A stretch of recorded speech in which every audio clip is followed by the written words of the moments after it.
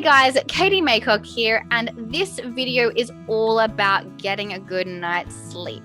So we're going to look at why sleep is important, how much sleep do we need to have, and 5 things that you can do every single day that's going to help you have a good night's sleep. Okay, so first things first, let's have a bit of a look at why sleep is really important. So sleep is really important for our physical and mental health. So if we look at what we're doing when we sleep, we have to look at the 4 different stages. So we have 4 different stages to our sleep cycle, and the final stage, which is the REM sleep, so the rapid eye movement sleep, which is also called the dream state of sleep.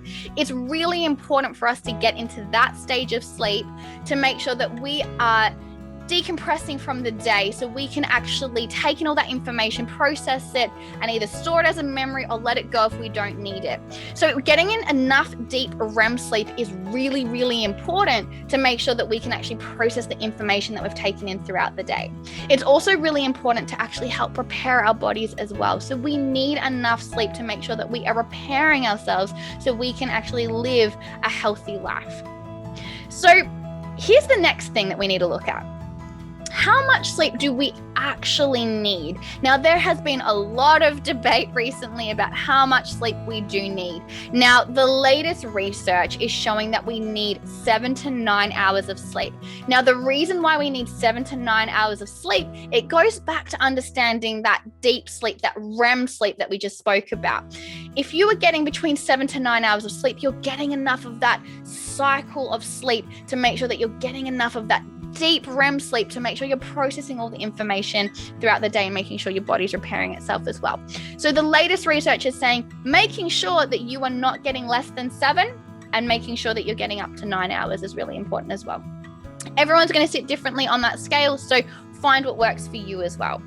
Now, what's a really interesting fact is, this is just a really interesting fact I'm just going to chuck in here. So there's a lot of research saying that if you get less than 7 hours of sleep a night frequently, it's like being drunk. So making sure you are getting minimum 7 hours, very important. Okay, so we know why it's important. We know how much sleep we need to have. That's great. So what are some of the things that we can do every single day that's going to actually help us get a good night's sleep? Okay, so the first thing to do is to make sure that your bedroom is dark. So I know that sounds pretty simple, but a lot of people actually have a lot of light coming in, so unnatural light coming into the bedroom. So here's the thing, we need to have a dark room to make sure that we're releasing melatonin, which is actually something that helps us sleep as well, and that gets released when it's dark. So making sure that our room is dark enough to actually help release that melatonin. We don't have a lot of unnatural light coming in, so making sure that your bedroom is really dark. The second thing is making sure that our bedroom is cool enough. Now, we can probably all attest to a time when it's been summer, it's been really hot, it's difficult to get to sleep, but our body does need our bedroom to be a little bit cooler to help us get into that deep sleep as well. So making sure that you've got some fresh air coming in if you need to, just making sure it is a bit cooler than normal. So that's really important. Now, the third thing that's really, really important as well is to make sure that you're minimizing how much use of lights that you've got on. So we're talking televisions, we're talking your phone. I mean, let's just pause here for a second. How many of you actually fall asleep looking at your phone, or wake up and check your phone straight away?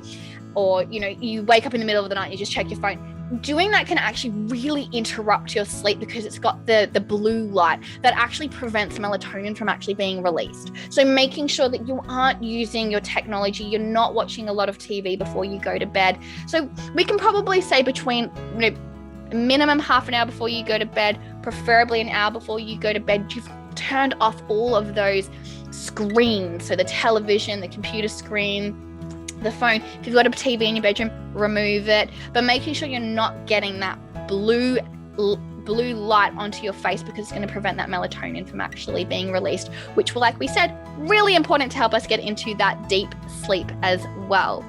So the fourth thing that you need to be doing as well is to make sure that you're not over consuming alcohol or caffeine. Now, please, all you people out there, do not come for me, but because it is really important. So let's talk about alcohol. Let's break this down into the two. So alcohol. Now, think about it. How many of you have actually used alcohol? Maybe you've had a really busy day at work, you've been a little bit stressed out, and you've had a bit of a glass of wine or a beer or whatever your alcohol of choice is to help you relax. I'm going to say a lot of us.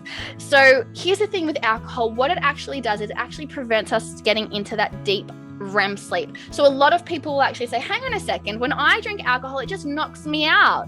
I get to sleep. Yes, but you're not actually getting into that deep REM sleep, which is super important, especially for that processing information and making sure that we're restoring our body as well. So alcohol can be one of the worst things to actually have to actually to get us to prevent us getting into that deep REM sleep.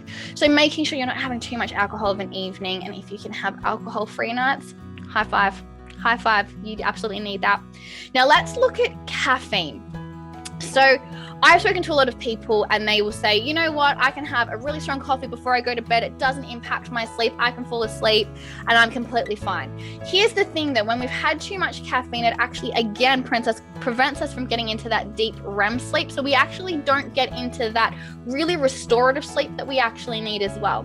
So caffeine can really impact that. So I'm not saying you can never have coffee in the morning or whatever it is, but understanding that caffeine actually has a long half-life, which means that if we drink it at 10 a.m., it can still be in our system in the evening as well.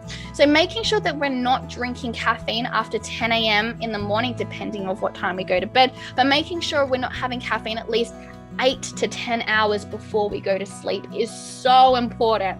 Now, I know a lot of you who might, if you are waking up feeling really, really tired and you've had a good night's sleep, caffeine can be a bit of a culprit there as well as alcohol. So limiting the amount of caffeine and alcohol you're having, it's hugely important, hugely important. Now, the fifth thing that is super important to do, and I think a lot of us have been guilty about this, is to make sure we have a routine when we go to sleep. So what I mean by that is making sure that we go to bed at the same time every single night and wake up at the same time every single morning. What this actually does is it actually helps get our body into the circadian rhythm, which is our natural 24-hour rhythm that we actually need to make sure that we know what time to wake up and go to sleep as well. This routine is hugely important. So a lot of us, I'm pretty sure we can all say that, you know what, during the week I can have a bit of a routine, goes out the window in the weekend. So making sure that you do have a routine 7 days a week. Really important. Now, a final little tip. I know I said 5. I'm just going to give you an extra one because I feel like it. When you wake up in the morning, making sure that you go and sit in front of a window, making sure you get some sunlight on you. That's actually going to help release serotonin. Now, serotonin is the hormone that's actually going to say, hey, time to wake up. Let's get moving for the day as well. So that's what you can also do there. All right, guys, that's this video on sleep. I hope it's helped. If you want some more information, you can always read the book by Matthew Walker, Why We Sleep, which is a really fantastic book if you want to read that as well. All right, guys, until next time, stay safe and healthy and get a good night's sleep.